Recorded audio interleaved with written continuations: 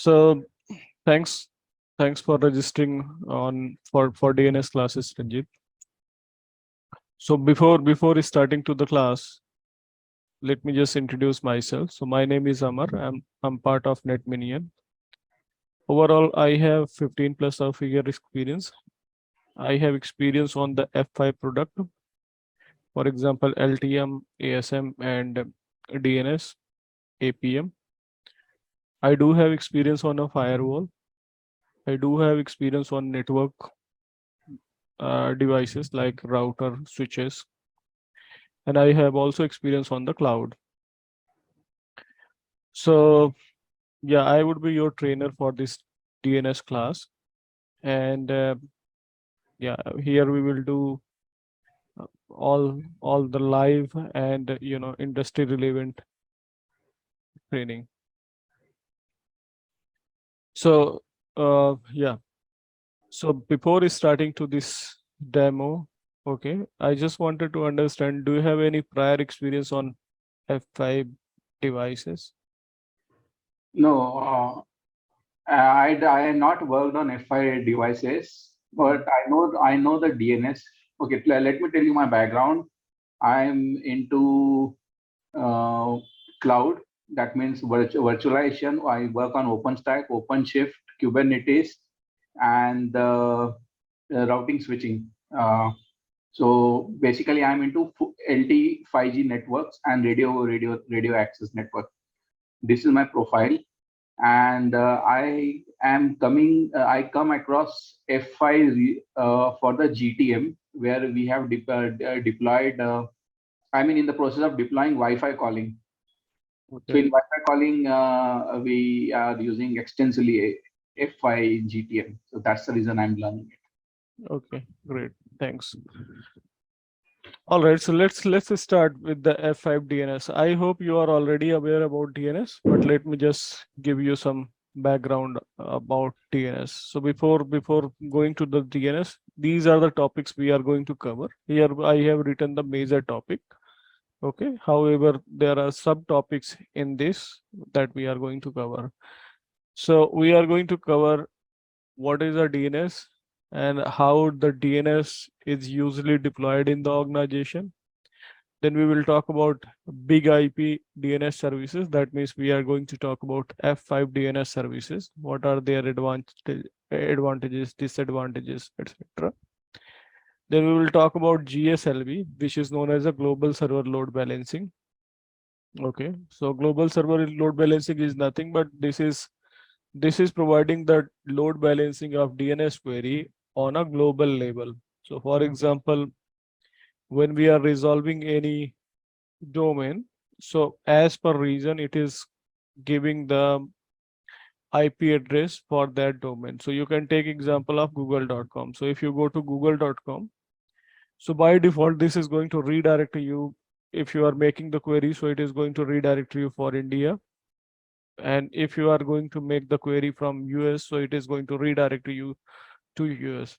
So domain is the same, but it is doing a redirection. So how it is doing the redirection? Because somewhere it is doing a global load balancing. It is able to identify the source IP, that traffic is coming from which region, and according to that, it is going to redirect to the user to a particular region domain.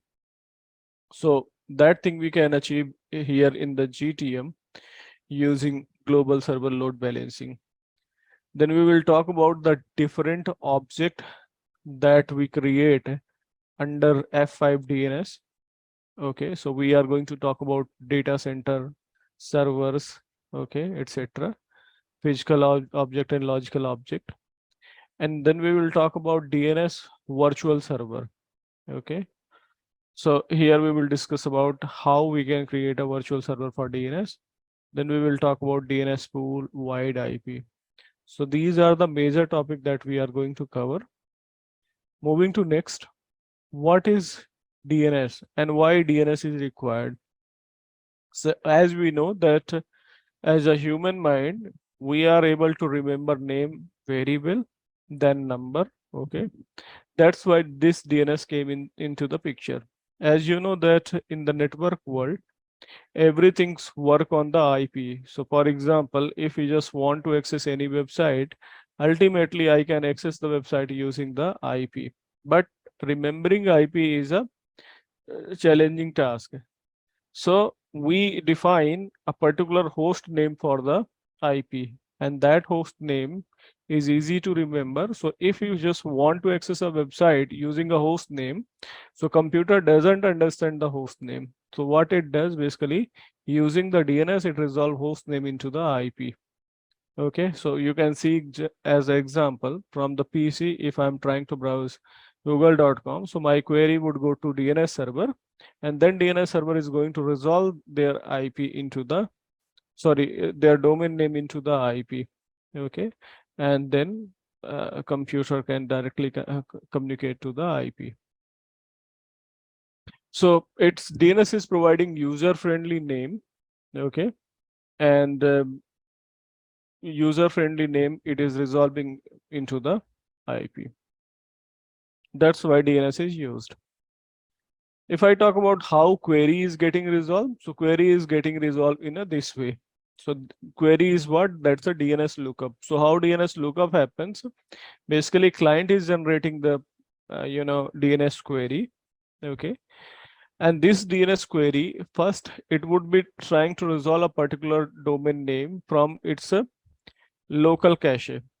A client can resolve the DNS name first using a local caches. So for example, let's say client is trying to try to resolve an IP for fixrunner.com. So let's say there is a website fixrunner.com and client just want to access it. So first of all, client is generating the DNS query that what is the IP for fixrunner.com. So it is going to look into its a host file first, local host file for fixed runner IP. And if there is no entry for fixed runner in local file, then it is going to send that query to local DNS resolver, which may resides within the organization or usually resides within the organization. So if this local DNS resolver having the IP of fixrunner.com, then it is going to tell that this is the IP for fixrunner.com. But let's say on the local DNS resolver, there is no IP. Okay, so the query it is going to forward to the root server. Okay, so root server is going to look what is the IP for fixrunner.com. So root is going to respond that I don't know fixrunner.com, but I know the address of .com. You can go and check there. So basically, root DNS server is going to have the record for top level domain. So .com, .in, .org, these are the top level domain. So root server is going to give the address for the top level domain. And then this local DNS resolver going to send that query to .com server, which is TLD, top level domain. And then TLD is going to tell that this is the IP of fixrunner.com. Okay, so it is going to give the authoritative reply, which authoritative reply is going to give this fixrunner NS server. So okay, so .com is going to redirect this resolver to the actual name server for fixrunner.com, and this the fixrunner.com is going to reply with the IP, and that IP DNS is going to send to the client. And once client get the IP, a client would go to particular IP for a content lookup. So this is how your DNS works. I hope you are already aware about this, but if you have any query, you just let me. Yeah, this is fine. This is basic. Yeah. Yeah, this is basic. Okay, let's move to next. I'm talking about the DNS. We could have a different type of DNS in the organization. Okay, so one DNS services organization can use hosted DNS. So when I say hosted DNS, that means a DNS system or DNS server is not managed by the local organization. It will be managed by the DNS service provider. So one of the example is, you are in, I know that you are in cloud. So you can take the example of hosted DNS like Route 53. Route 53 is what? That is a hosted DNS infrastructure. Okay. So hosted DNS means if you just want to make any changes on DNS record or DNS entry, so how you would be making? You just purchase the service from somewhere. Okay. They are maintaining the underlying infrastructure for DNS. Okay. For example, server, memory, RAM, everything, operating system, they are maintaining. They are going to provide you interface where you can make the DNS entry. So when I say DNS entry, that means different type of DNS record, A record, NX record, sorry, MX record, PTR record, all those type of record you can create where? On the hosted DNS infrastructure. So Route 53 is one of the example. 123 domain is another example.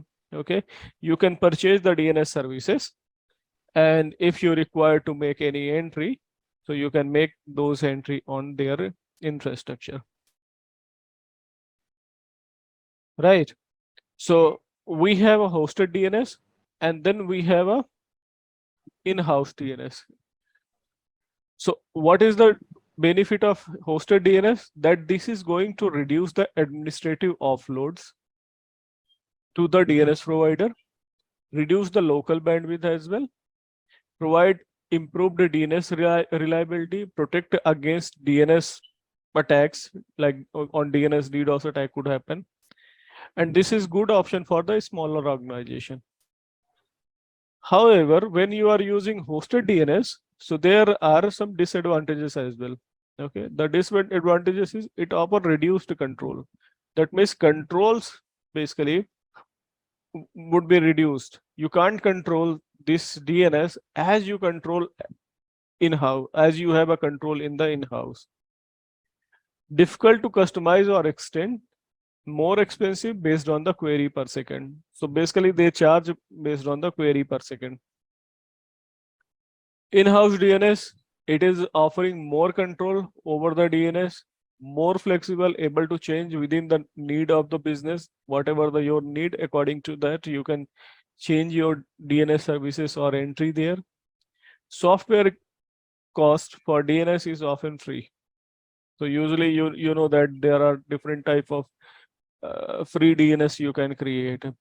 Okay, you can use the bind services from Linux, or you can use Windows DNS services for hosted DNS. Require expensive internal resources. To maintain this, you require internal resources. Okay, so for example, you require administrator who can manage this. You require underlying infrastructure, for example, server, and in the server you require CPU and memory. Bind require patches or virtual vulnerabilities. So basically, if you are using this internal DNS, so you require to patch those servers for the vulnerabilities. Then the third type of DNS services that we can use is split DNS. So for internal, we can use for in-house application, we can use, or internal, we can use in-house DNS services, and for external, we can use external DNS services.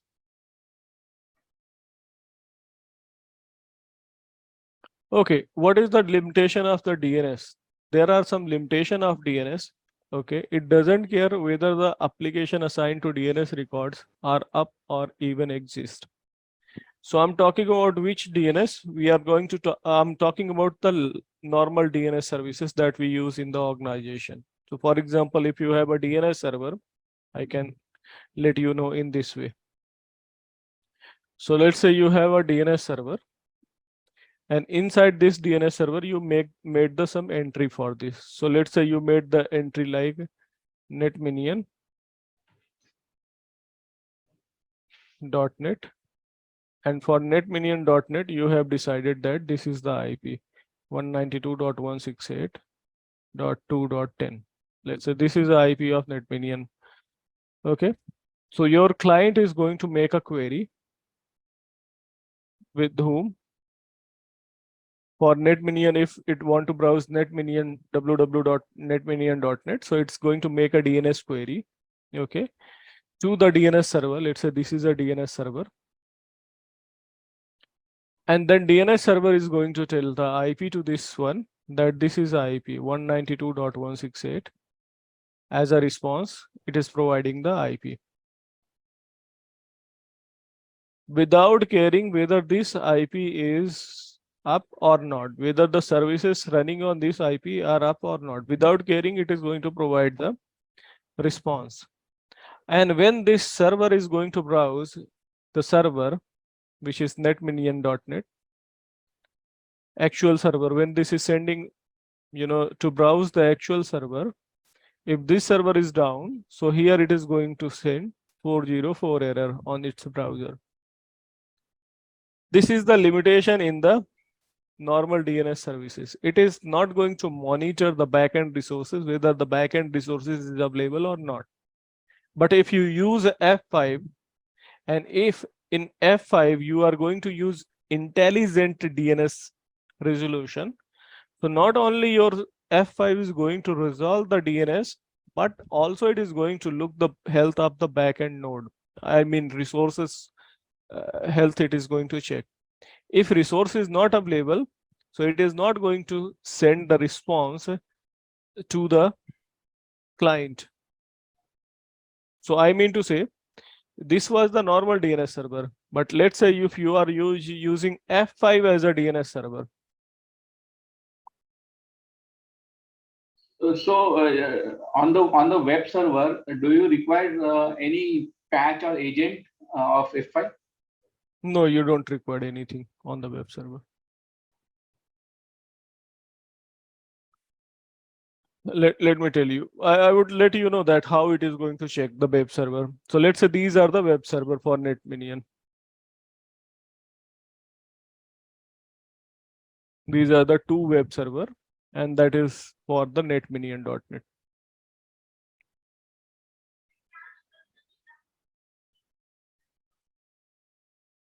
Right. And here you have a F5. Let's say this is F5 DNS.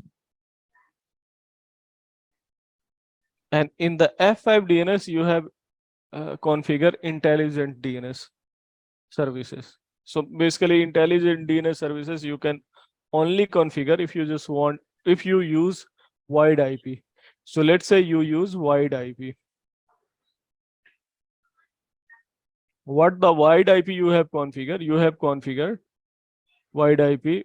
In wide IP, you have to configure FQDN, fully qualified domain name. So here you configure wide IP.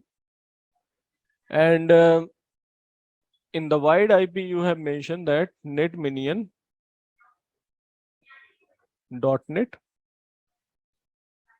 And as you mentioned netminion.net, it would ask you to associate this wide IP to LTM pool. So this F5 DNS having both things on this F5 big IP, you have a both thing DNS plus LTM as well. Okay, so you have a 2 LTM server. Oh, sorry, you have a 2 LTM virtual server that is associated to netminion.net. One is connecting to this server and other is connecting to this server. Now, this is the user who would make the query to netminion.net. Let's say this one is up 192.168.2.10 and this is 2.11. So you have a virtual server as well. Let's say virtual server is 172.16.0.1 and you have another virtual server 172.16.0.2. Let's say these are the virtual server that is associated to LTM. Now what this is going to check? This is going to check the backend resources first. If the backend resources is not available, because if you have created a virtual server, so it is going to check what? It is going to check the health of backend node. So let's say this backend node is down. Okay. On that cases, NetMinion is going to, I mean, whenever user is going to make the query, it is only going to send the response for the server which is healthy. So which virtual server is healthy? This virtual server is healthy right now. So on the query response, this is going to provide the IP address to the user 172.16.0.2. Only healthy virtual server IP address it is going to provide, and then user can directly reach there. Let's say both of the virtual server is down. Okay.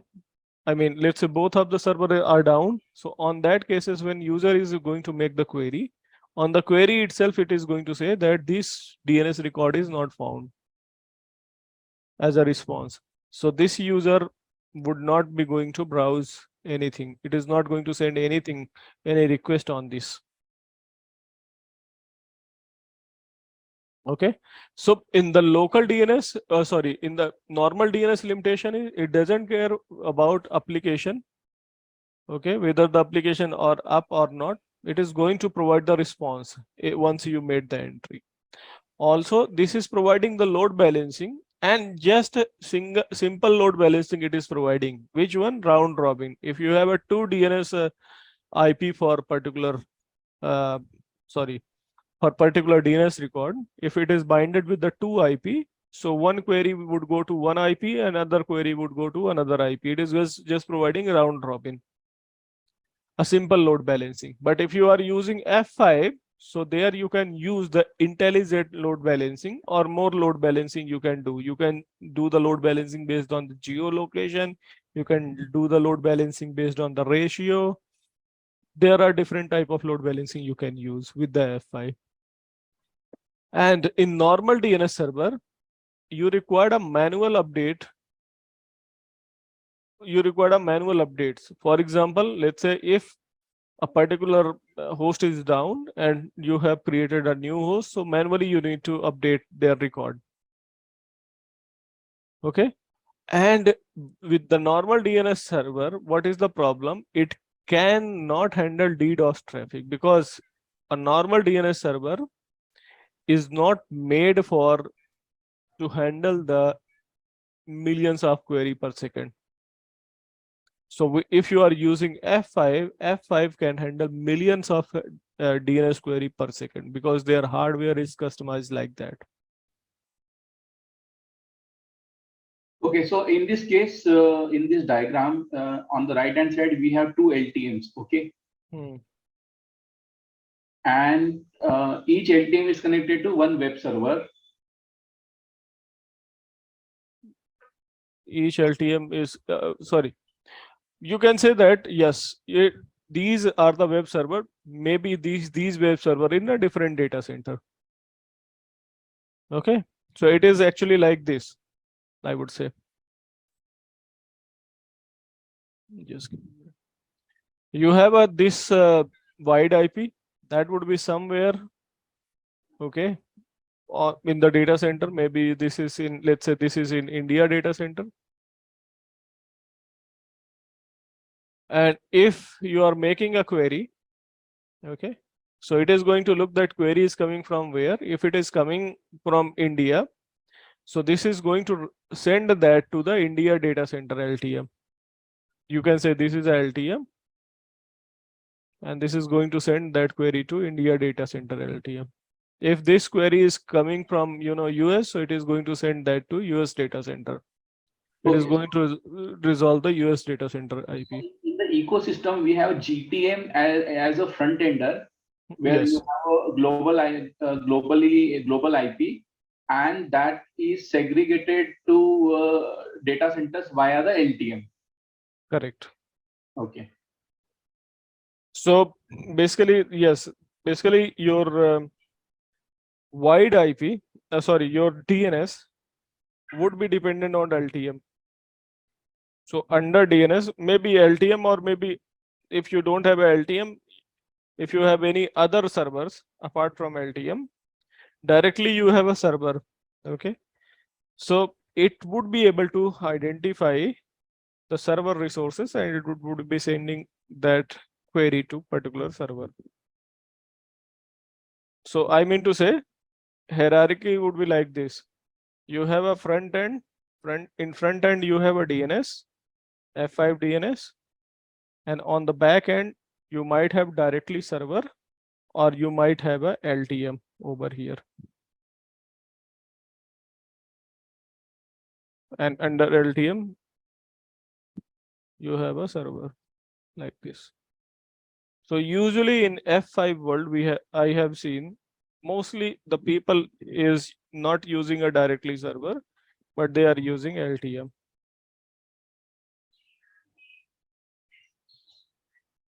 Is that clear? Yeah. The concept is going to clear more when we go for the classes, actual classes. Okay, now let's talk about DNS delegation mode. In a delegation mode, do you know what is the authoritative response and non-authoritative response? These terms. Yeah, authoritative is like a organizational DNS where the records are kept. The actual records are kept. So for example, this is the name server. You know name server, right? The server which is hosting the forwarding file. So let's say this is a name server, and under this name server, we have a forward lookup zone. And in this forward lookup zone, I have a record, and for that A record, we have a IP. www1. For this A record, we have another IP.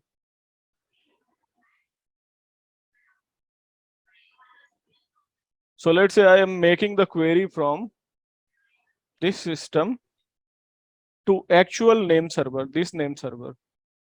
So since this name server is hosting what? This is hosting the particular zone. So this server is going to let's say I make the query. What is IP for www? I make the query for this one. Okay, I just want to understand what is the IP for this one. So I made the query to name server, actual name server, which is hosting the record. So this is going to reply on the behalf of, this is going to reply directly to this user that for www, this is the record.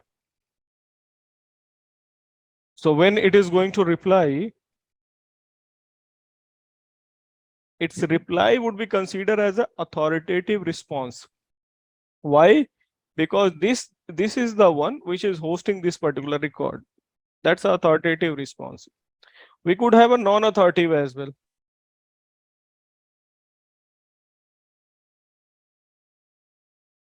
In what cases we could have a non-authoritative? When the response is not coming from actual name server. So let's say in the middle, we have some DNS cacher. This is the DNS cache. This is doing the DNS cache. So what is this is doing? Sorry. It is doing a DNS caching. So what it is doing basically, whenever the any query response is coming, this is going to update that query response for some time. And next, let's say if there is any other client is going to browse for the same record, okay. So instead of this query going to the actual name server, that query is coming from where? From DNS caches. So the response which would come from the DNS caches, that would be non-authoritative.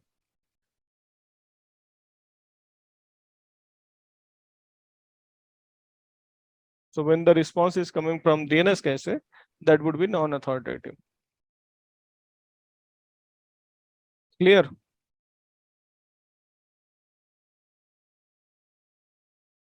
So you can take example. If you have any DNS forwarder, we are mostly using 8.8.8.8 as a DNS forwarder, mostly used in the real world. We are sending here, and you know that this is a Google DNS. So when this is sending any response, that would be non-authoritative response. Okay. And when actual server from that particular website is sending the response, that is a authoritative response. So I can take example, let's say I'm sending yahoo.com a query for yahoo.com to 8.8.8, and this is responding that for yahoo.com the IP is whatever it is sending the response. So on that cases, when this is saying that this is the IP of yahoo.com, that would be non-authoritative. But if actual name server of yahoo.com would be resolving the IP, that would be authoritative. Understood or not? Or shall I show you as a demo?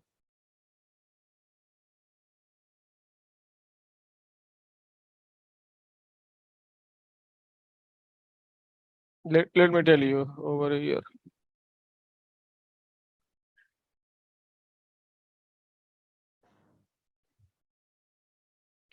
Sorry, I was on mute. Yeah, I know. I'm aware of this. Okay, great. But I would show you. Yeah. Because I have opened the command prompt.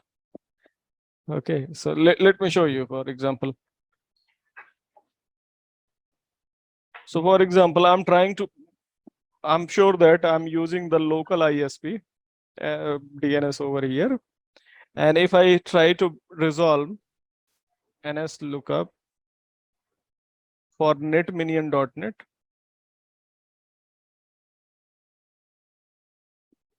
the response type is what? Non-authoritative. I got the IP of NetMinion.net, but the response is not non-authoritative. So non-authoritative means what? My DNS server, which is Reliance, this is the DNS server basically. This DNS server is not hosting the record for the NetMinion.net. Okay. For NetMinion.net, there would be different server, different name server, which would be hosting the actual record for NetMinion.net. Okay. So since I got the response from this Reliance, the DNS server, and this is, I don't know, it is making the cache or on the behalf of user, this is sending the traffic to NetMinion name server. Okay. So it's not a reliable, it is reliable, but you can't say that this is 100% reliable. So this is non-authoritative. So I mean to say that you can delegate the DNS mode, okay, for different authoritative DNS server to answer the specific record. So you can delegate the role for DNS query answering. Moving to next, this is the big IP DNS services. When you are using the big IP DNS services, this is providing global server load balancing. This is one of the service. DNS security, it is going to provide. DNS Express, it is going to provide. DNS 624, it is going to provide, and DNS iRule services, it is going to provide. So these are the big IP DNS services that you can use. I'm going to talk about them one by one. As I told that GSLV, using GSLV, you can make the application available across the multiple data center. Okay. So I have given the example, like in the organization, you have a data center in a different location. And whenever, the application hosted, same application hosted within the, across the different data center. So let's say someone making the query for application, and that is query coming from, let's say, EMEA, Europe somewhere. So that query would go to the Europe data center. Instead of that query is coming to the India data center. So that things you can achieve using GSLV. There is another feature which is known as a DNS security. So using the DNS security, you can make sure that someone should not be able to do DNS poisoning. You know what is the DNS poisoning? Yeah, changing the entries. Changing the entries, right? So here you can make sure that someone should not be able to make the DNS poisoning. Okay. by binding that query with the, I think this is going to use the PKI model, public key infrastructure. Basically, it is going to use, and using this PKI model, it is going to ensure that response would come from the trusted DNS server, and using this, it is going to prevent the DNS cache poisoning. Moving to next, this is providing the. But one query in the GSLP, how does it know the IP address? I mean, are you programming it? Basically, there is a database in the F5 itself. Okay. And using that database, it is able to identify that this IP belongs to which region. Okay, it's so public IP database there. Okay, but what happened in our case? Say we have Wi-Fi calling. A user is calling from particular state. Then automatically the call lands onto that particular equipment on that state. So I was wondering, like, how it is able to identify. So it has a database basically in this, and also any device which is providing a kind of which is able to identify the global traffic, so it is only identifying based on the IP addresses. Yeah. So if you are going to check, let's say you are receiving the query from this IP address, which is 3.2.2.2. okay, so it is able to identify that this IP belongs to which country. Only it is able to identify using it's a database file, IP address database file. So it is going to look this IP into their IP address database file, and it is going to identify that this IP belongs to not only country but state, because I was yes that's project. So where they have an Australian project, so they have different states, and it can identify from which state the traffic is coming. So countries. Right. Not only state it would be able to identify, but it also able to identify the ISP. Yeah. This IP belongs to which ISP. So it's all the all the magic of the database. F5 has the database for the. Okay, so it's the question was like it's built-in database. I don't have to program. No, you don't need to do any programming. That's a built-in database. Okay. And from time to time, F5 get that update from that database file get updated, and it is getting the updates from the F5 website if your big IP is connected to internet. Okay, got it. Yeah, I would show you during the lab. I would show you that how you can identify that this IP belongs to which country. Okay, there are some certain command that you can run, and you can get the output that this IP belongs to this particular country.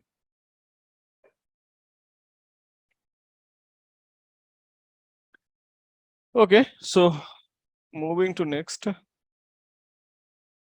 DNS Express. So what is the DNS Express feature? DNS Express feature is one of the great feature of big IP DNS.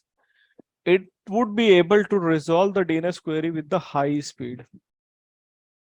So if your F5 is working as a DNS Express, I can take example. Let's say you have a bind server over here.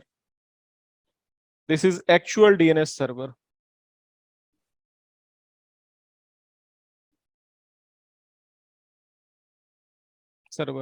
So this is your primary DNS server, right? This is primary DNS server. You know the concept of primary and secondary DNS server? Yes. Okay, so this is primary DNS server.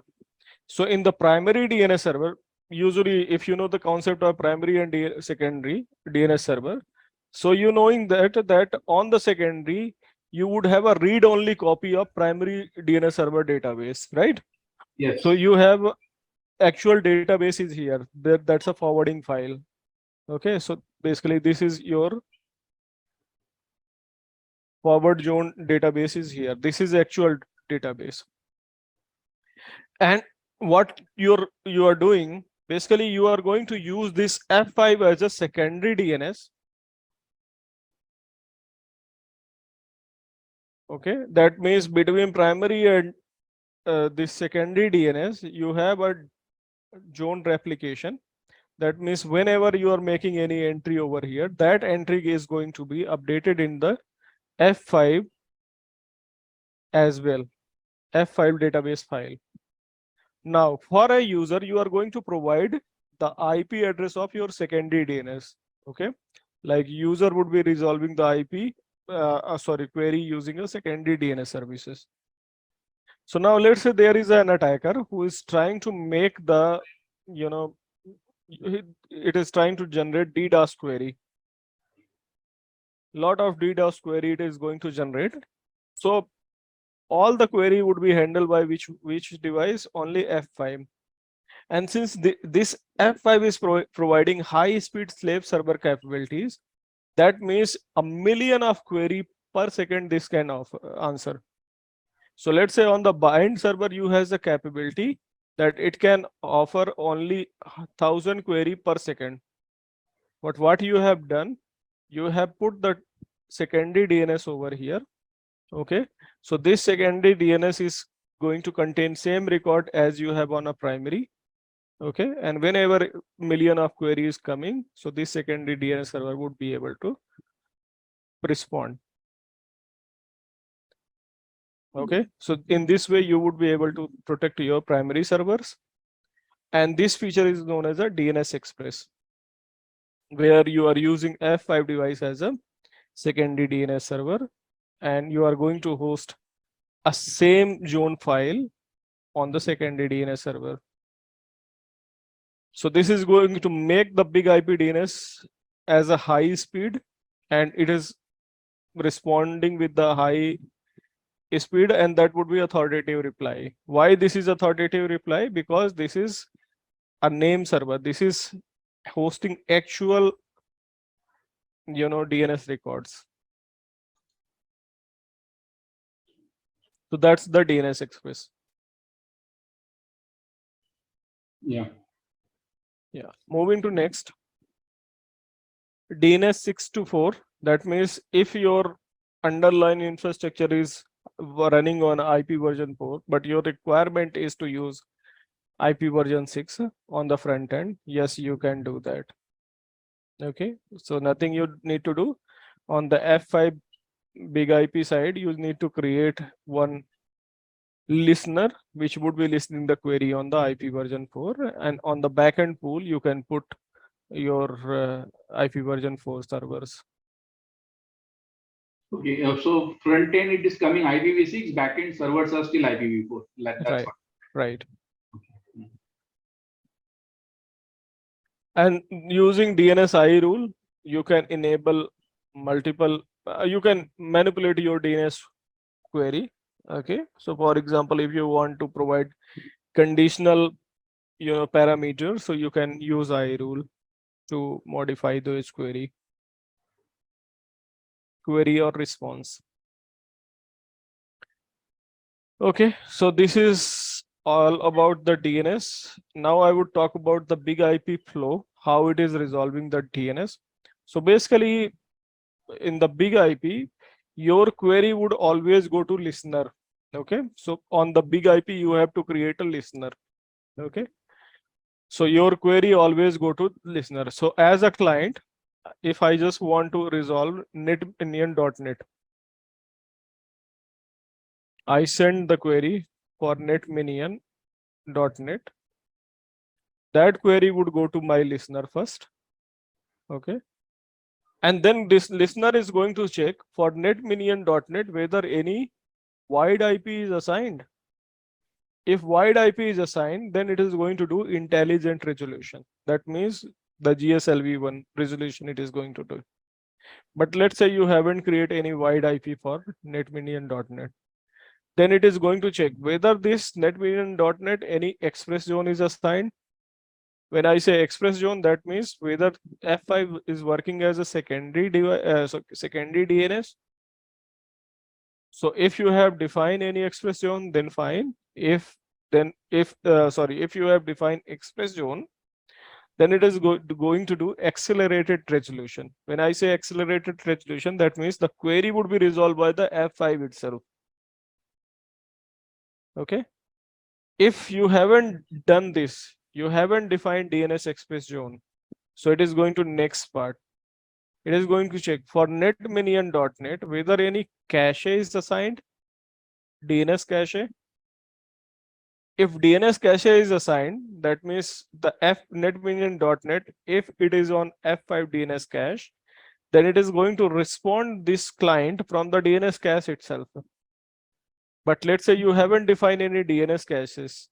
NetMinion.net is not in the DNS cache.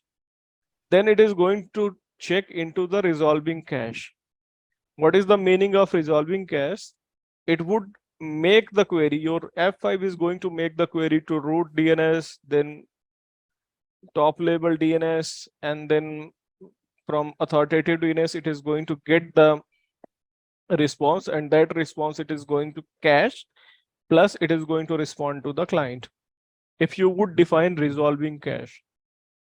So what is mean of resolving cache? That means if you send the query to F5, and on the F5 you have configured resolving cache.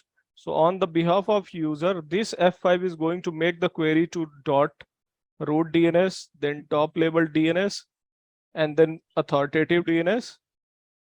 That's how it is going to make the query. And when the response is going to come, that response it is going to store in the cache, plus it is going to respond to the user as well. And when next time any other user is trying to send the query for netminion.net, it is going to resolve from the cache itself. It is not going to ask again to the root domain. That is the use of resolving cache. But let's say resolving cache you haven't enabled. Then it is going to check whether listener has a pool, whether with the listener you have associated any DNS pool. Okay, so, I mean, on the F5, you can associate the pool, a DNS server pool, right? So it is going to check whether with that listener you have associated any pool. If you have associated any pool, then it is going to do the load balancing of your query. If you haven't associated any pool, so it is going to check whether for that particular netminion.net, you have configured local bind server on the F5 itself. So F5 device can also work as a bind server. What is the use of bind server? It's a DNS module, right? Right, it's a DNS module. So this DNS module you can install on the F5 itself, where you can create forward zone, reverse zone, all those things you can do. Okay, so local bind you can create. I would show you in this demo only. So it is going to check whether that particular name, netminion.net, whether it is configure any local bind. If it is configure, okay, then fine, it is going to resolve that query from the local bind server only. But let's say you haven't configured any local bind. So it is going to check whether the listener is not a self IP. If listener is not a self IP means on the big IP, let's say you have a front end and you have a back end. So on the front end, let's say this Ethernet 1.2 is the interface. So on this interface, let's say you have assigned 10.1.20.20 this IP. This IP is the IP of your DNS F5 DNS interface, right? And this IP you have used also as a self IP, sorry, as a listener as well. When you are creating the listener, at that time, listener IP you have defined this. So if your listener IP is not a self IP, on that cases, it is going to forward that query to the server. Okay, forward to the server with the listener IP address if response through big IP caches. So overall means if your listener IP is a self IP, then this is going to stop over here. Okay, it would say that client, this DNS is not exist. And if it is not a self IP, then it is going to forward that query to particular server which is associated to the self IP. So let me show you practically all these things. Not all these things I would be showing you, but some of the things I would show you how it is going to work, how the DNS is going to work. So let me show you. So first of all, let me show you the topology. Here, this is the topology I have. We have some bind server. This is a bind server I have. This is a GTM device I have. In GTM, we have Ethernet 1.1 that is going to associated with the internal. This is the internal interface. And we have Ethernet 1.2. That's the external interface of this GTM device. So for external interface, I have assigned the IP 10.1.20.20. This is the IP of external interface, plus this IP is also acting as a listener. This is also listener IP.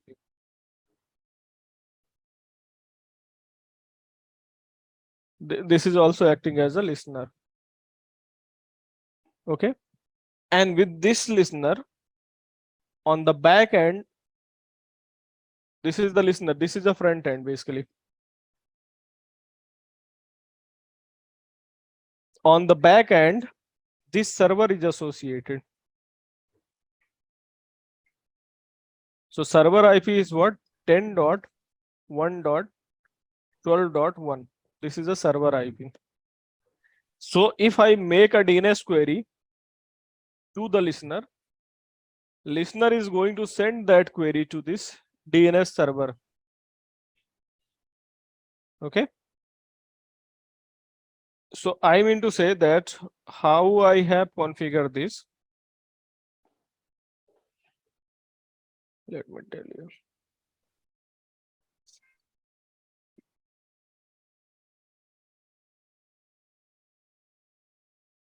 I have configured this at this parameter.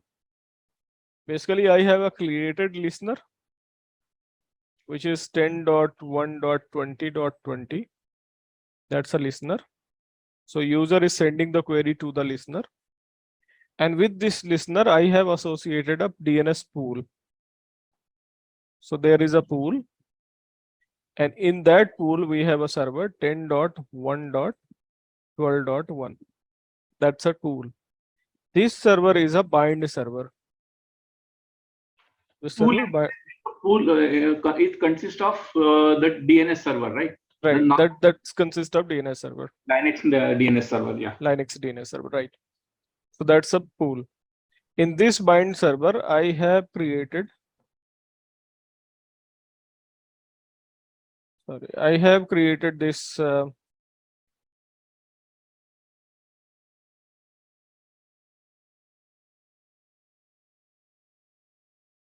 Forward zone.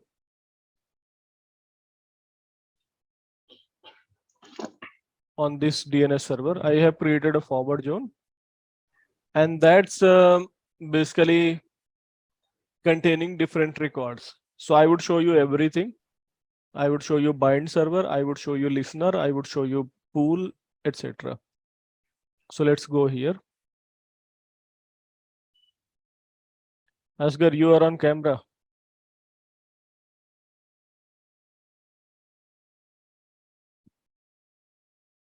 Can you just turn off your camera, Asgar?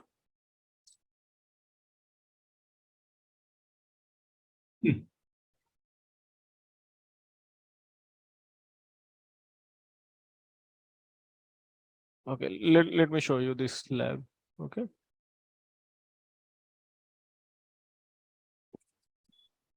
So first of all, I'm going to show you F5 site setting. Let me open this.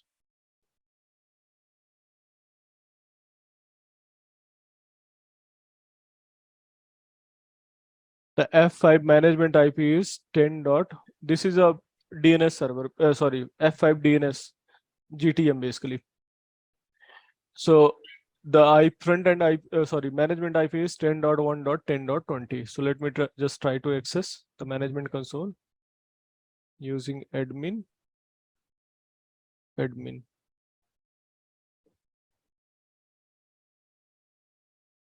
This is the management.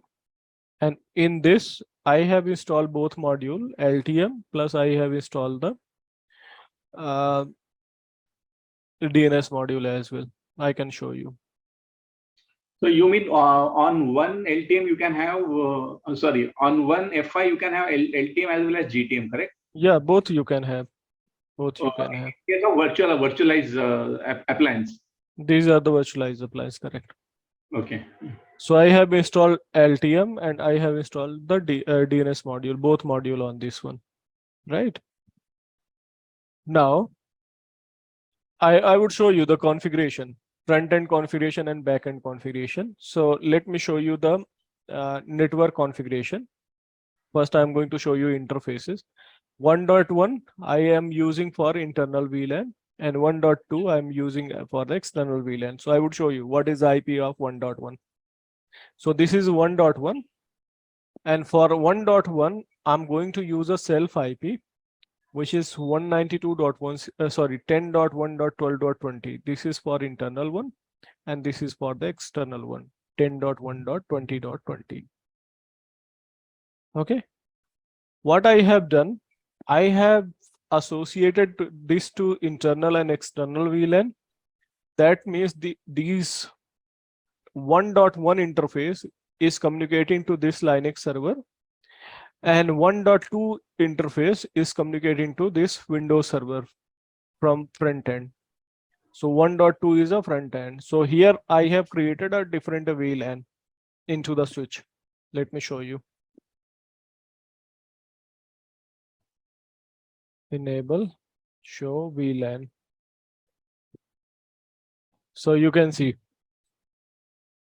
interface Ethernet 0/1, Ethernet 1/1 and 2/1. These are the part of internal VLAN. And interface Ethernet 0/2, Ethernet 1/2. This is part of external VLAN. So if I show you in this way,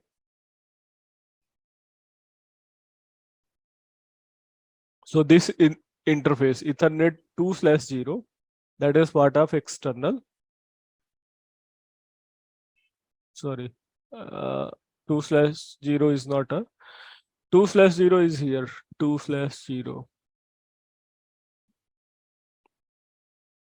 Sorry, 0/2. 0/2 is associated with which interface? Ethernet 1.2. Right? You can see over here that Ethernet 0/2 is associated with Ethernet 1.2 of GTM devices. So if I make a query, how my query would go? For example, if I send the query to the listener, I may, let's say for this Windows server, their DNS is, if the DNS is a listener 10.1.20.20, this is a DNS server. If I send the query to this DNS server, how my query would go? It would go to the switch. From switch, it go to Ethernet 0/2 interface. And this is associated with this particular interface. So it is going over here on the big IP. Then big IP using 0/1, using this interface, sending that traffic to the switch. And from switch, that traffic is reached to the server. The DNS query reached to the server. On the server, we have a forward record. So it is going to check those forward record over here. If the record exists, then query response would be positive. Then it is going to send to the big IP. Then big IP is going to send back to the user. So user is going to get the IP. So let me show you all the configuration of listener, pool, and then Linux server. So we have LTM here only just for DNS Express purpose, correct? No, LTM we haven't used so far, but I would use in some time that Okay. LTM. I haven't used so far that LTM module. I have just used a DNS query, the DNS query one. Okay. Okay. Okay, so query response would be positive, but when a user is going to the actual server, maybe that is a negative. Okay, because we haven't used LTM. So for example, if we have a data center, APEC data center, Asia data center, or North America data center, so where exactly GTM has to be placed in which continent? You can place at any continent. It's up to you. But that would be a single point of failure, correct? Right, that would be single point of failure, and that's why we use two GTM devices overall across different data center. Okay, so GTM redundancy is also available. Right, you can And, make the GTM redundancy.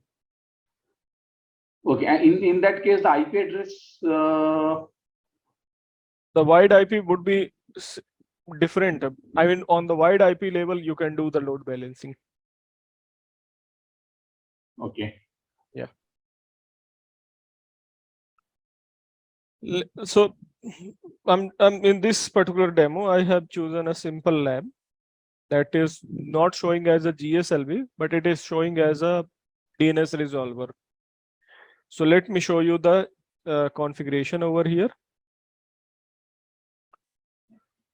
So I'm going to show you DNS label configuration, what I have done. So on DNS label, I have created one listener where under delivery, listener option is there. I have created a listener. This is the listener. And the listener IP is 10.1.20.20. If I open the listener, you would be able to see that some of the property I have configured in the listener. What is the property? Listener is nothing but like a virtual server, right? So I have created this listener. So this is a front end. This listener is listening on the port number 53. And that is using a DNS. So basically this would be using UDP port. This listener can resolve the traffic from the different VLAN. That's why I have selected all VLAN. Source address translation would happen based on the AutoNet. Okay, and AutoNet translation is enabled. With this listener, I have associated one profile, and that is a UDP profile. Okay, and what else? The client profile is this, and server protocol profile is this one, and this is the DNS profile. Okay, now if I go to load balancing, that means this listener should be associated to some pool. So let's go to the load balancing, and you can see this listener is associated with this pool, default DNS pool. This is the DNS pool. Okay, and this DNS pool is available. That means the services of this pool is up. If I show you the pool, where the pool configuration is, if I go to GSLV, sorry, under delivery itself, if I go to load balancing, there is option for the pool, and this is the DNS pool you can see over here. And if I open the DNS pool, you can see that this DNS pool is being monitored using UDP protocol, and also it has some member. So you can see there is only one server in the member, 10.1.12.1. What is this 10.1.12.1? This is this Linux server. Yeah. So that's a DNS server. Let me open this. So let's open Linux server. Okay, in this case, if I have Linux, say 4 Linux server, one is primary and the other 3 are secondary. So I have to add all the servers in the pool. Correct. Okay. So I have only one DNS server right now. Let me log in this one, Linux server root. Root is the username password. And let me show you the bind services. So usually bind services in the Linux install into the cd etc directory. So I would go to cd etc/etc, and if I do ls, I should be able to see somewhere bind. I can do ls and then grep is the command, and I can search bind. So bind directory is there. This is the bind directory. I can go there, cd space bind, and then ls. You can see we have a different zone file available over here. So we have to look to forward file over here. Forward.testapp.net. This is a one of the zone file I have. Okay, so let's open this zone file. Nano space forward.testapp.net. You can see this is the zone file, and under this zone file we have an entry. We have SOA record, start of authority record. If you are not aware, then I would let you know in some I mean in the next classes. This is SOO record, and this SOA record is hosted on this particular server. This is the server name. This is their domain name. And you can see this is hosting different record. We have a NS record, we have a record. Okay. So for example, if I try to resolve www.testapp.net, which IP I should get? So if I send that query, this query to the server 10.1.12.1, this server, which is actually your bind server, which what response I would get?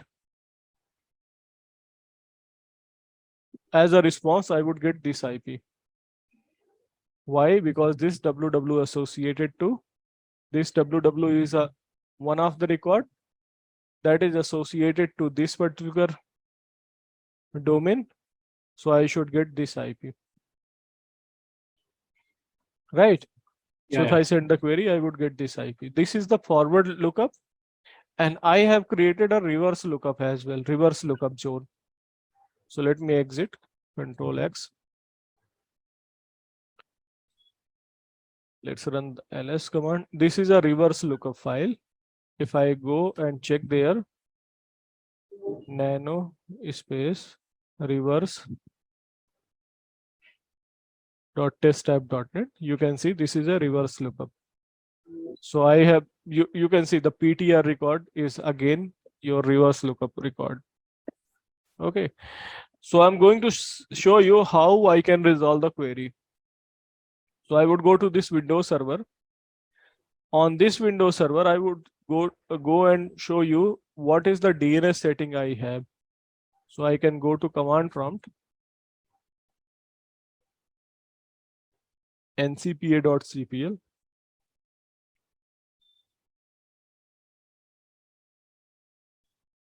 Let's go to property. Who is my DNS server right now? 8.8.8. That means my query would go to 8.8.8. But the beauty with the Windows server is I can use ns lookup command.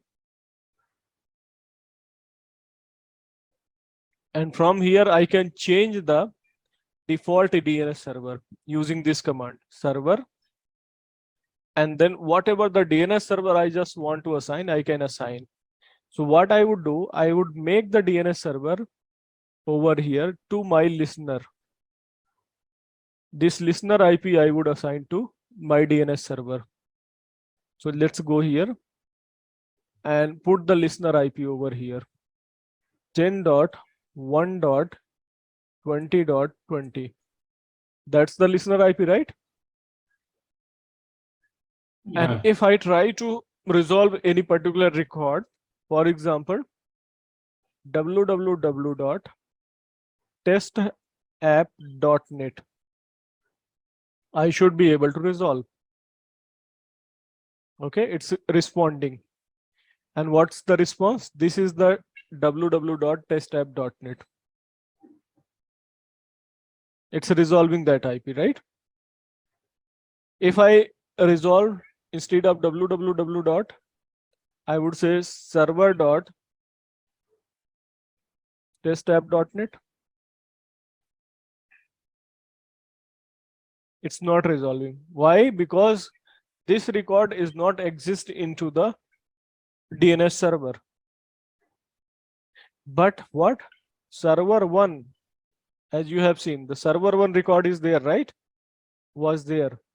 So if I resolve server 1.testapp.net, I should be able to see this IP. Let me make little changes on that Linux server. Okay.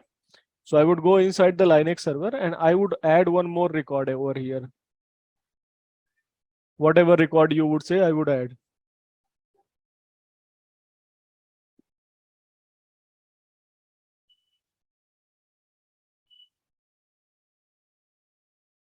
Tell me what record you want. Anything, abcd.com. Okay, let's see.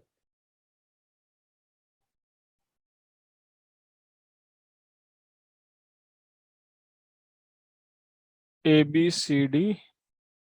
Let's say that's a record. ABCD. Server record, yeah. And this is a record. What IP you want to assign? 10.1.12.2. Let's say you can take this IP 1.1.1.1. Or what you may say? 10.1, right? 10.1.12.2. That's fine. 10.1.12.2. Yeah. Okay. Save this WQ. And I would need to edit reverse as well.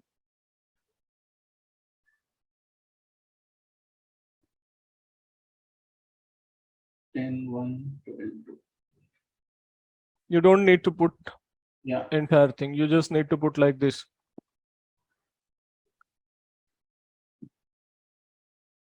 Ten dot 1.12.2.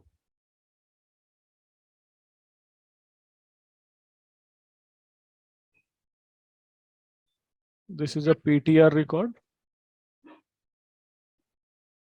And what the name we have given? ABCD.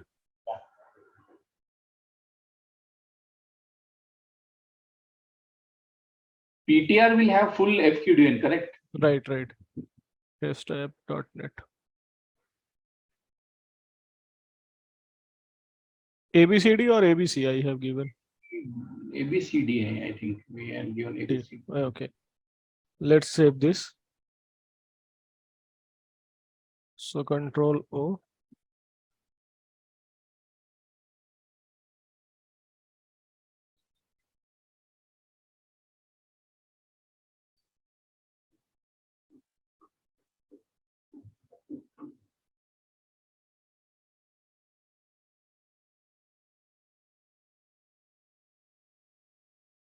But it's not taking control of. Right to file name. This is reverse.testapp.net and Control X. Okay, I have created this. What if I try to resolve that? I have a doubt. Let me ABCD. Okay, so let's try to resolve this. ABCD testapp.net. ABCD testapp.net. No, it's not working. No, it's What not could be the reason?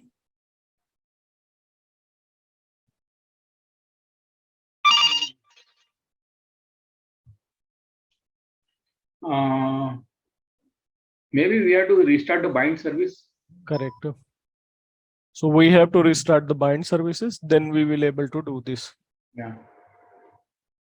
So let me just do this. System CTL restart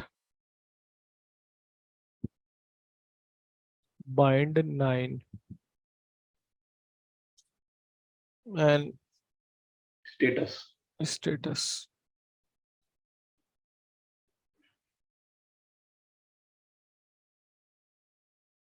It's active. Yeah, now it will happen. Now it would be. You can see.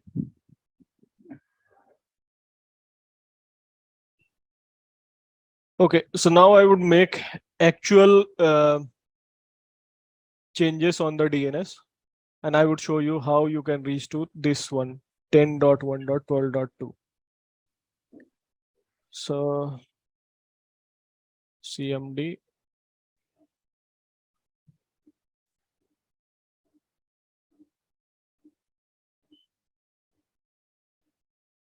ncpa.cpl. I would make DNS server entry change over here. I would say this primary server is 10.1.20.20, which is my listener IP of DNS, right? For DNS server. And secondly, I would put 8.8.8.8.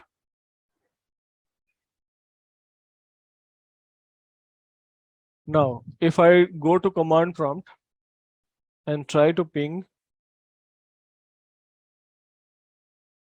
ABCD,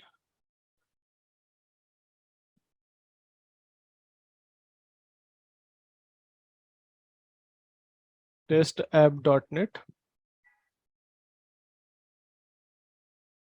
it's resolving the IP address, but not pinging, because this IP do not exist in the network, right? There is no server on this side. There is no server on this IP. So what I can do, I can create somewhere this server, right? So let me create this server somewhere. Maybe on here I can create somewhere. This Linux server I can make as a 10.1.2. Second Linux server, this one. So let me log in here. Root vi /etc network,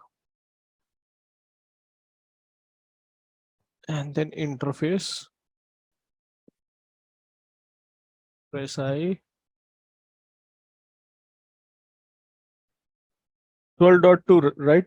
Yeah. 10.1.12.2. And the gateway is my switch. Switch IP is this one, 10.1.12.100. That's a switch IP. Let's save this. And then restart the network services. System CTL. Restart.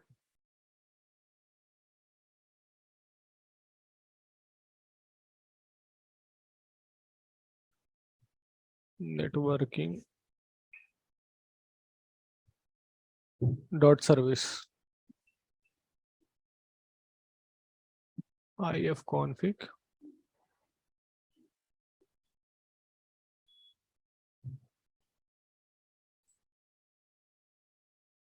Let me just do one thing.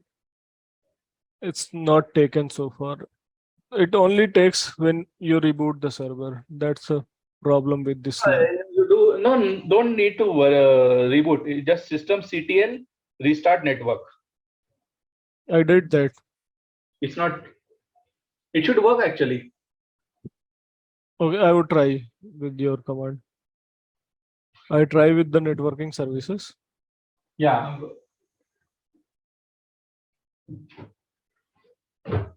Root ifconfig 1.12.2. It's there. So if I try to ping this time, it should be able to do ping. Then some network problem. Switch. Then some network problem.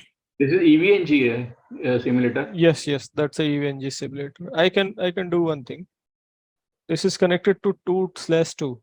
That should be part of a VLAN which having that IP. Let me see. Interface 2/2.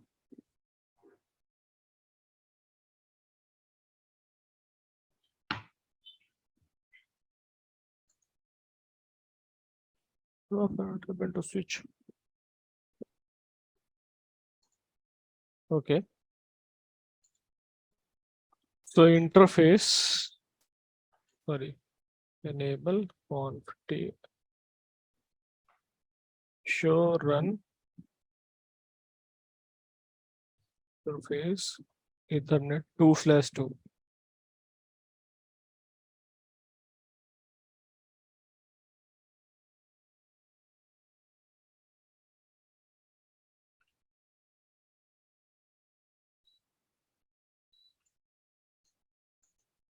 Two slash two is not part of a VLAN. Let me show you which VLAN it should be part. Show VLAN.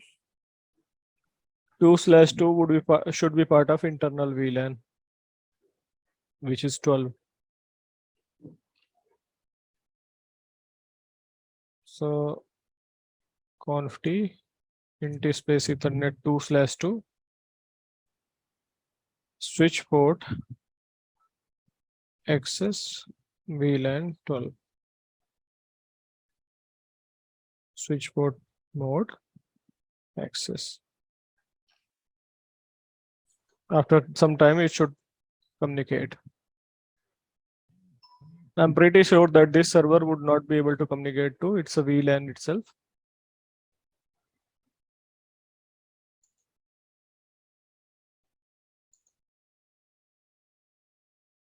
So once it would be able to communicate to its a VLAN, ping 10.1.12.100.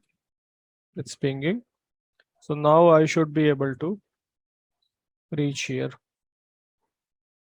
You can see. Yeah. So if I try to browse abcd.testapp.net on this server, abcd.testapp.net, I'm not able to browse. This is something else. This is not coming from there. Okay. Yeah. So what I need to do on that Linux server, I need That- to host the website. So let Yeah. me just host the website. So that's Linux server works on the Apache, right? So etc, I would host the website. Apache.conf. Find out server name, edit this.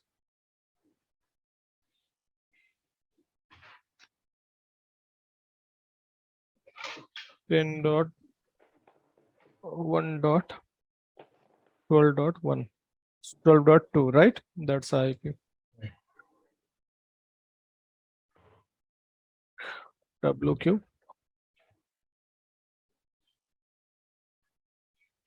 And I would edit the edit the default index page as well. Let me do this. vi space /var /ww html index.html. This is the page.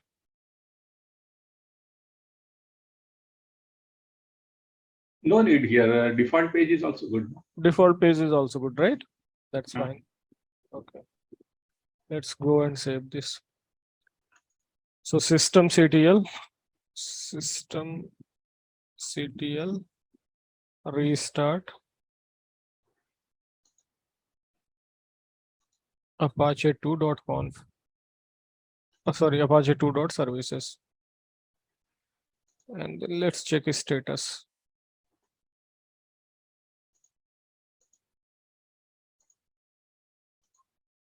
It's running. So if I try to browse again, Actually, this is coming from the cache. You remove that 8.8.8 DNS IP. Yeah, we'll do after some time. Ideally it should go to first one instead of 8.8. I think it's cached. I have open in the incognito mode. Okay, it's cached. Let's remove then.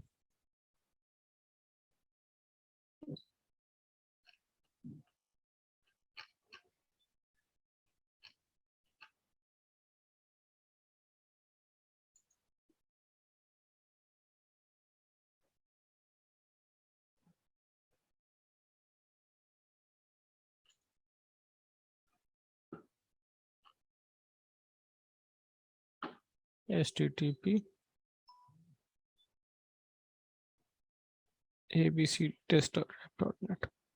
Yes, this is coming from the server one. Basically, there is server one is mentioned. That's why.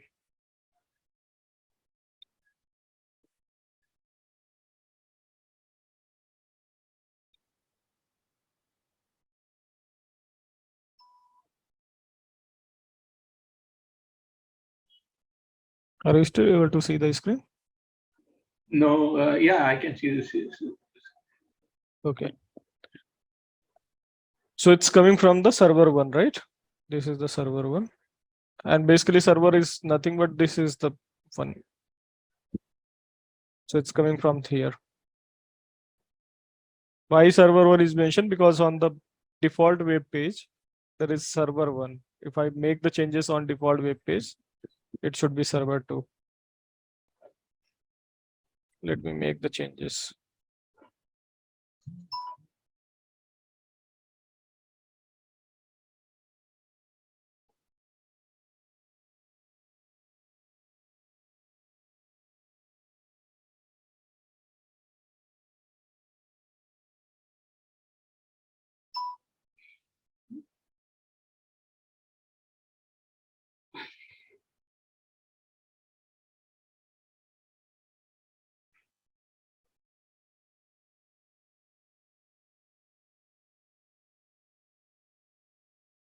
Let's try again.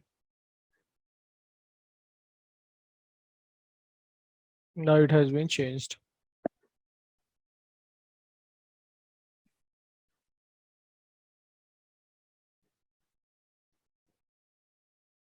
Okay, so that's all I have for demo.